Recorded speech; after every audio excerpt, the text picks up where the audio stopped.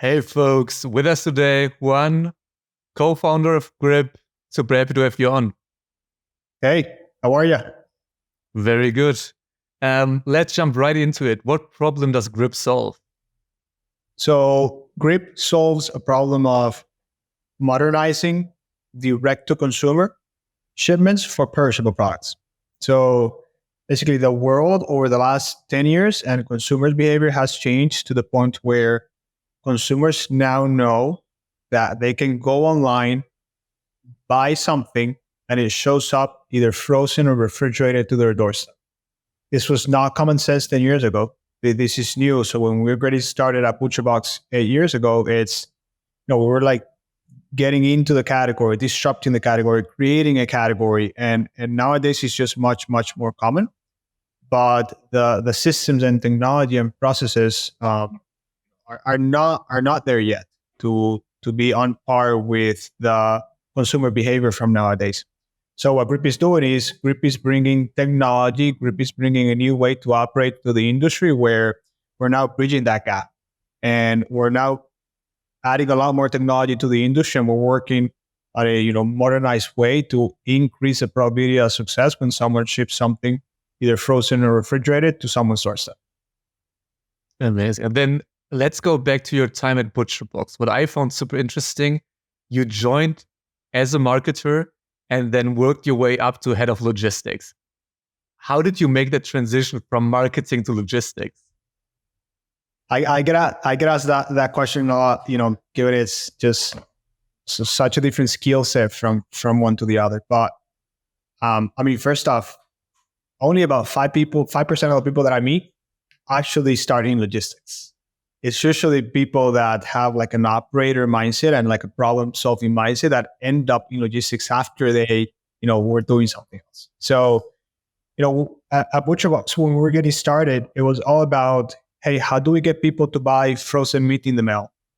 And then it was, hey, how do we get people to buy, ButcherBox now that they understand that they can buy frozen meat in the mail? And then fortunately for us and a lot of our work, the company started scaling very, very fast. We did like 300K revenue first year, second year, like 5 million, and third year, we did like 33 million. So it was like very, very fast growth from the beginning. And when we then realized that like, hey, all these boxes that we're selling, we now have to figure out a way to ship them in the mail and for them to get frozen to our customers, logistics became our biggest nightmare. We're losing so much money in logistics, and just the customer experience was not there. And that's just because we're not a logistics company. We had a very good source of different meats, and we had a very, very nice brand and front end, but we're just not a logistics company. So I had some prior experience in logistics before because I had started another company in Colombia where we were like a 30,000 SKU marketplace and sending products to very remote areas of the country.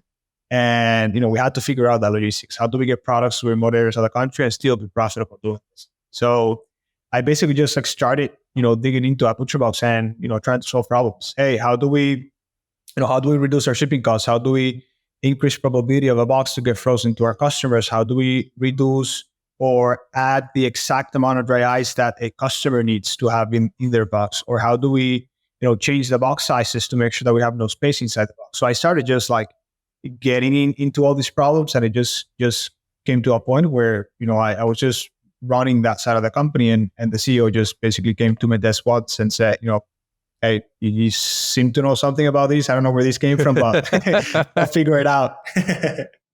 Amazing. And then tell us the story, how you basically exported the idea from ButcherBox, meaning you had the logistics pain of perishable things to ship, so food at ButcherBox, and then that became the core idea of Grip. Tell us a bit on how that story went and that transition.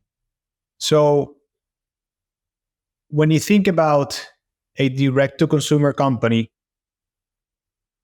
always has limited resources. Any company has limited resources, not just direct-to-consumer. But in this specific case, a direct-to-consumer company, when you think about what can you be doing with your resources that you have to increase the value of your company, I personally think that, your dollars or your money or euros here in Germany are much better used if they're spent, creating the core of your product.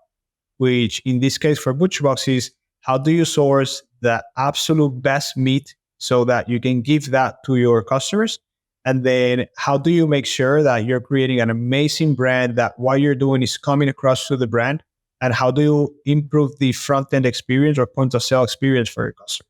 So, if you have resources, they're much better spent on that side of the company versus trying to figure out or become a logistics company in the back end.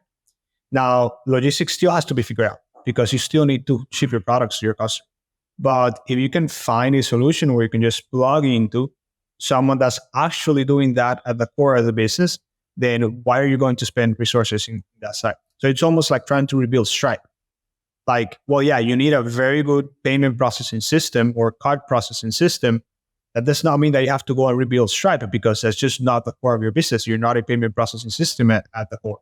So if you can just plug into Stripe and you know that Stripe is going to do the absolute best job because that's their sole focus of a company, then you can just take your dollars and spend it where it actually multiplies the value of the company, which is the brand building, the product sourcing, the taking care of the customer, the point of sale, the front end, all that side of the business. So, while investing so much funds at ButcherBox in trying to solve for this problem, I just had this internal battling of like, hey, why are we doing this? Why is there not something out there that we can just plug into and solve this pain point for us? So, I did, countless research to try to find something that we could use at ButcherBox. And then at the same time, I started getting reached out by some companies that they would just literally find me online and send me a note saying, hey, Juan, I buy ButcherBox. It comes frozen. You guys are growing exponentially. I'm trying to ship, humane grade frozen pet food, ready to eat meals, flowers, pharmaceutical, chocolate. Like, how are you guys doing this? Every time I'm shipping something, it's basically like throwing a coin. I don't know if this is going to arrive to the customer how it's intended. And then at that point, if I already spent the company resources or funds to acquire that customer, then if it does not get to them how it's supposed to, the probability of them churning or not buying it is so high. And mostly because, they're buying either food or flour or pharma, like all these things are just so, time sensitive and critical to get there in a very good state. So I started just like being asked this by multiple companies, and I started helping them anecdotally in terms of how can they improve their offering and the service to their customers, that it just became so apparent that like, hey, there just needs to be something for this. Like, well, why is there not something for this out there? And then the reason why I think there was just nothing for that out there is because it's a relatively new problem. 10, 15, 20 years ago, people were not buying frozen stuff in the middle. There was a couple brands that were doing it, but it was just not mass market, not common knowledge. It is common knowledge right now. So for better or for worse, I think that you have to come from the pain point. You have to come from the problem to be able to solve it, because it's very complex. There's a lot of variables. There's a lot of moving parts. So for me personally, it was a calling. It was like, hey, I come from the problem. We somewhat solved it at ButcherBox, but there's still a lot better things that we could be doing, either to solve it or spending our resources with. I know the industry very well, and there's a lot of these companies asking how to solve this problem. So, why not just, basically jump on it and solve it? If you need to hire the right developers and ship fast, then React Squad is for you. A boutique agency that specializes in React and only works with fast growth startups. Visit reactsquad.io to learn more. And then let's go to the way how you solve that. Because attaching to the Stripe analogy you brought, so you're providing the software as a SaaS for the companies needing the logistics. Then are you basically working on the backside with actual logistics companies? Because in the end, it's atoms that need to be moved. So how does that work? Yeah, totally. So, I'll give you a very specific example of it. So we say that in a high level, how we solve it or what we do is we move away from a static decision-making into a dynamic decision-making. So a very specific example of this is you're shipping a box to California. It's a 2-day time in transit, or the carrier says that they deliver it to that point in 2 days. And then by default, you're going to add, let's say, 5 pounds of ice per day, which means total you're going to add 10 pounds of dry ice to that box. So that means that every time you ship a box to California, it's going to ship with carrier A, it's going to take 2 days, and it's going to take 10 pounds of ice in that box. That's static. what we do is we don't preset those decisions. We've built models that basically you put these variables and options into the model, and then based on the most up-to-date network conditions, we decide, by the second, how you should be shipping that box to that final customer. So as an example, let's say that, it's under 50 degrees in California, and the final service delivery carrier is performing at 99.5% on time delivery. You're seeing zero complaints and zero damage from that customer. You're shipping a product that holds, or is very dense and holds cold very well. So why are you going to add 10 pounds? Take 5 pounds out. At that point, you're saving, a lot of money in the actual refrigerant. You can downsize the size of the box because, boxes and insulation is very expensive. And then you now don't have to ship 5 pounds of something in the mail, which is very expensive to ship and then creates a lot of waste. So that's something that we're basically just like plugging into multiple sources in the network. We're taking that data almost on a real-time basis. We're then bringing it to the forefront of the equation and then making those decisions on the fly for our customers. Love that. And then let's switch gears completely. That was like very product focused, and I would love to talk about the company building side of things. So you raised venture for that. How much did you raise so far, and like how big is the team? So, we went relatively small on it, and I say relatively small because this is a massive market, massive opportunity. We're growing very fast on it, but I'll take a step back. So ButcherBox, we bootstrapped. Never raised a single dollar from anyone at that point. And I realized, and we realized at ButcherBox, that by having done that, we were forced to actually add value to our customers to have a sustainable company. Because there's no other way to building a company if you're not burning a bunch of cash, if you're not adding, value to your customers. So I wanted to take that mentality, bring it to the new company, and and build an amazing team to get that done. So we raised about $2.1 million in total to start the company. I don't even know that was a pre-seed or a seed round. We didn't really went into the full, just like the first money in, basically. Yeah, totally. And the way we did it is we said, hey, who out there can add a shit ton of value to this company and that we can partner with for this.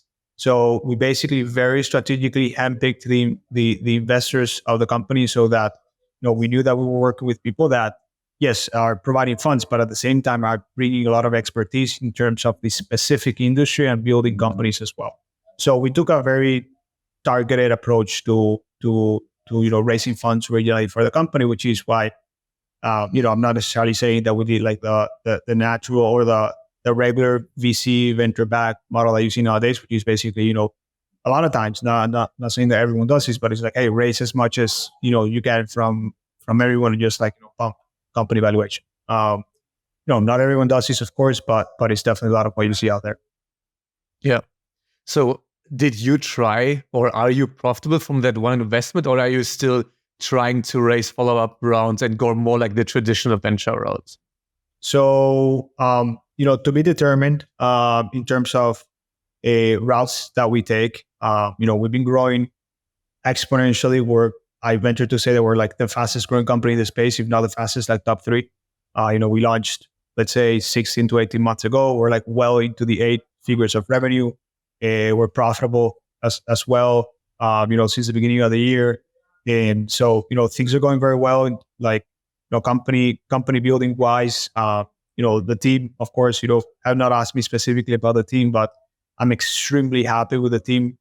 How many employees do you have right now? How big's the team? We're 20 plus people. Our CTO, Jimmy Cooper, used to be head of data at ButcherBox.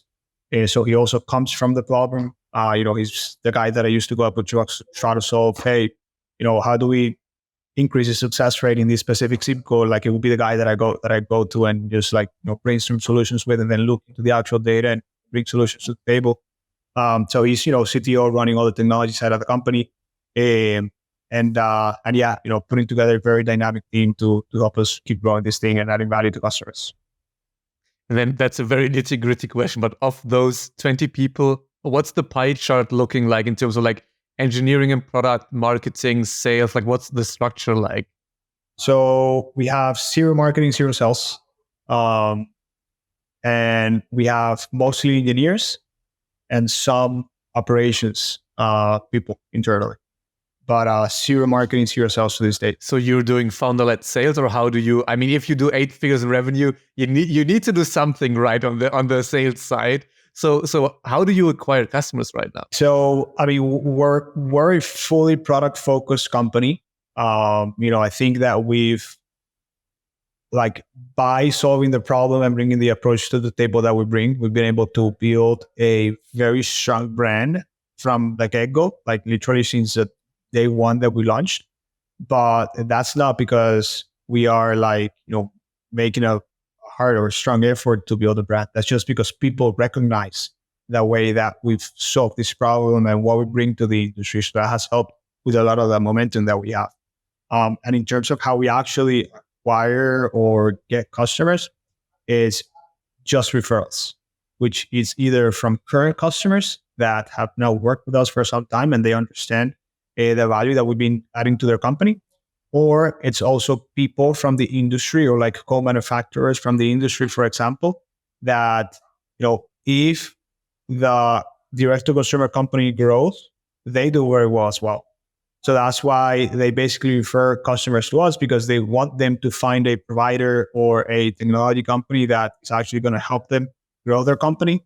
And that's how we've been, getting some of the referrals as well. So it's all basically 100% referrals.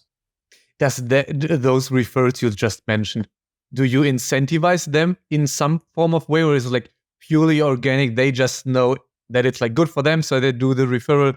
No affiliate fee, nothing, or is there like some Purely kind organic. of incentive you set? No, purely organic. At the end of the day, it's a very close knit industry. People know each other. People know who does a good job. People know who works well. People know who's actually adding value and doing things differently. So it's purely organic.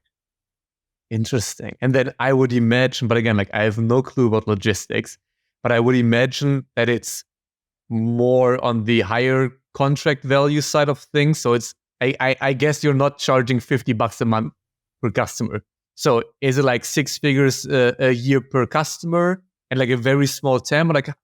Walk us through the economics a bit on as much as you can share it. So it varies depending on the type of company. So we've seen that we add value in 3 main categories of customers. So we have the ButcherBoxes of the world, which is, multiple hundreds, millions of dollars in revenue, billion-dollar brands that are basically, plugging into the technology and understanding that, hey, if they increase what they're doing, if they improve what they're doing by 20%, it's like massive numbers for them.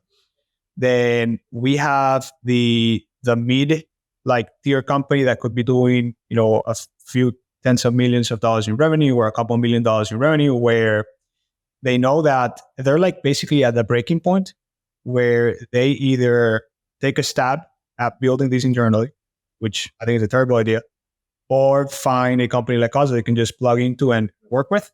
And these type of companies, they don't necessarily have a lot of the resources to basically go and hire 3, 4, 5 people to run their logistics operations. So tools can really, really, really help them grow exponentially, because it solves a problem that they don't even have a way of solving it unless they now become focused. They basically shift the focus in the company into solving that problem. So that's one type of company. And then the other type of company is a company that could have a very recognized product now. There could be a very recognized brand or food conglomerate that now, because they understand that the consumer mind has shifted and they now understand that they can buy frozen things online, they now want to get into that market, which it's very natural to happen. So they spot a new way to get a direct access to their customers, and they want to launch a brand, but they have very good accessibility to resources and funds, because they already have basically a proven track record of good business behind them.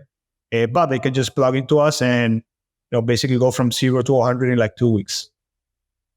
That's amazing. And then last and final question. If we would record another podcast in 5 years and I ask the question, what does grip look like right now? What would you love the answer to be? So, I mean, we are becoming the company in the space. And like, I don't think that, like, I'm very confident in how we're solving this problem.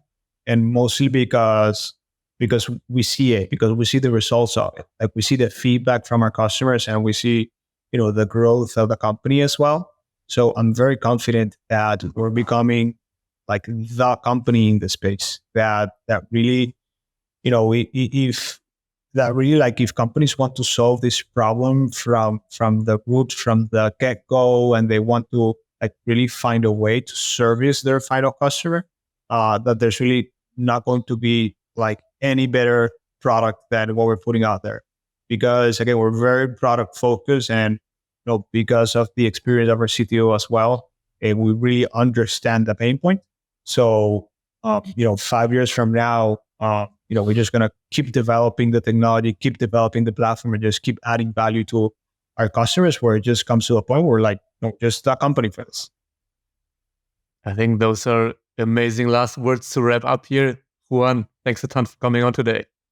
Thank you. Thank you for having me on. If you like this episode, then you'll love the SaaS Operator, a weekly newsletter brought to you by EarlyNode, with actionable insights from SaaS experts in the industry, delivered right to your inbox every Tuesday for free. Visit earlynode.com to subscribe.